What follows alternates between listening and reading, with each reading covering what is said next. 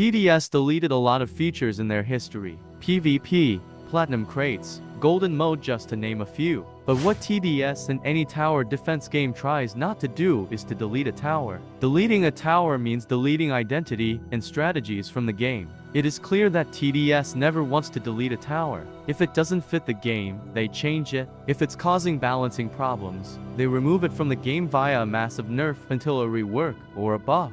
But sometimes, removal is just the only option. If a tower is removed, it means that tower is either extremely buggy and devs don't want to waste time fixing it, or it is terribly pointless for the game. And one now removed TDS tower manages to satisfy both of these criterias. In this video, we will talk about Sentry and find out the reasons for its removal, as well as its return. Sentry was added back in August 2019. It was a reference to a Sentry from Team Fortress 2. The main gimmicks of Sentry were lock-on and spool-up mechanics. Spool-up made it that, no matter its targeting, the Sentry would target one enemy until it is killed or out of range. Kinda like Accelerator. A lot of times this would be a nuisance as Sentry would target heavy HP enemies like giant bosses and would ignore other enemies. This could lead to you leaking a lot of the enemies and even dying if you used Sentry as main DPS. Second gimmick was spool-up mechanic. Sentry would decrease fire rate the more it was locked on one enemy. Basically Inferno Tower from Clash Royale, but decreases fire rate instead of increasing damage. At max level with max decreased fire rate, Sentry would have more DPS than Minigunner. When switching targets, Sentry would have a noticeable delay in attacking, which made it horrible against hordes but pretty good against tanky enemies. Another problem with Sentry was that it got hidden detection only on final level, which made it not very suitable for mid-game. Sentry was clearly underperforming, and both Minigunner and Ranger, who were its competitor at a time, were way better in nearly everything. Talking about Minigunner specifically, it had less DPS than Sentry with minimum fire rate, but it was more reliable, better against hordes, and it didn't have the often inconvenient lock-on mechanic. So right after release, the devs decided to buff it. Damage was increased in levels 4 and 5 and spool-up time was decreased to 5 seconds until minimum fire rate. Did this buff help make Sentry viable?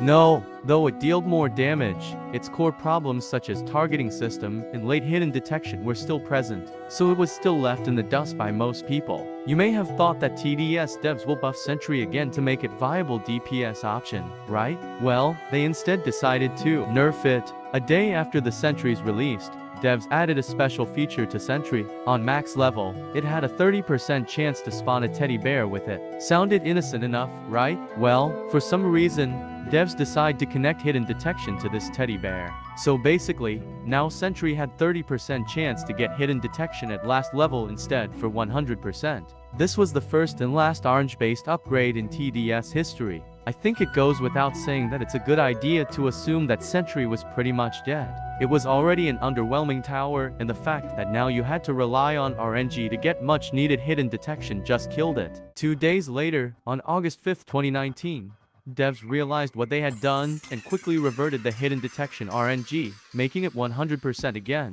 On top of that, they also buffed placement limit of Sentry from 3 to 5. I think I should be mentioned this earlier, but another big reason why Sentry wasn't used was because of this terrible placement limit. I have no idea why they made its placement limit so small, because it wasn't a spawner or support tower. Either way, last change they made is changed its default targeting to strongest. Sentry was used mainly for bosses anyway, so this was just a convenience change. So how good the Sentry was after all of this? I don't know. This is not Clash Royale where you can find usage rate of any card at any point in time, and the game was still new, so not much content was made on it yet, but I assume that Sentry was finally usable. At least it was until 4 days later when Commando, a broken at the time DPS tower got released and thrown Sentry off the meta once again. Sentry did not have anything going on with it until Mega Update of October 13, 2019. The update changed a lot of things, but Sentry got buffed. Firstly, Sentry's default targeting was changed back to first. No idea why. Secondly, its range on base level was increased to 15. Unfortunately, Teddy Bear on final level was also removed.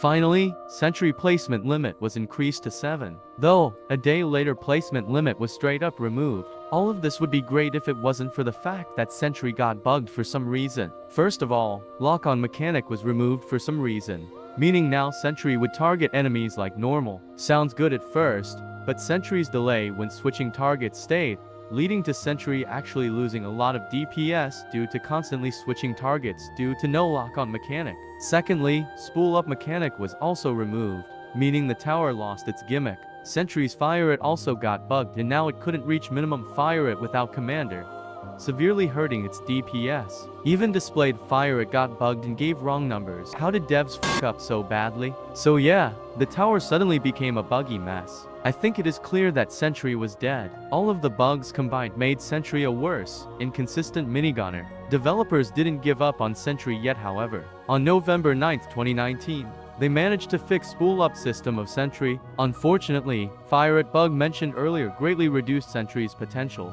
and other bugs such as lock-on not working still weren't fixed, and so the developers finally gave up. As of December 24, 2019, you were no longer able to buy Sentry from the shop. People that had Sentry before this could continue using it, however, the tower itself still existed. It was just no longer obtainable. On top of that, developers killed Sentry even further by nerfing its damage on levels 3 and 4 for some reason. No one used Sentry after that. It was extremely broken and just bad. And finally, October 29, 2020 was the time when Sentry's sufferings has ended. Sentry was removed, this time completely. Developers decide not bother with such broken and basically irrelevant tower. There wasn't a single moment in Sentry's history when it was a preferred DPS option. It was way too inconsistent and outclassed by even minigunner, let alone stronger options. And bugs were too much for developers to handle. So, for the first and, as of editing the video, last time in game's history, developers deleted a tower. However, at spring 2022,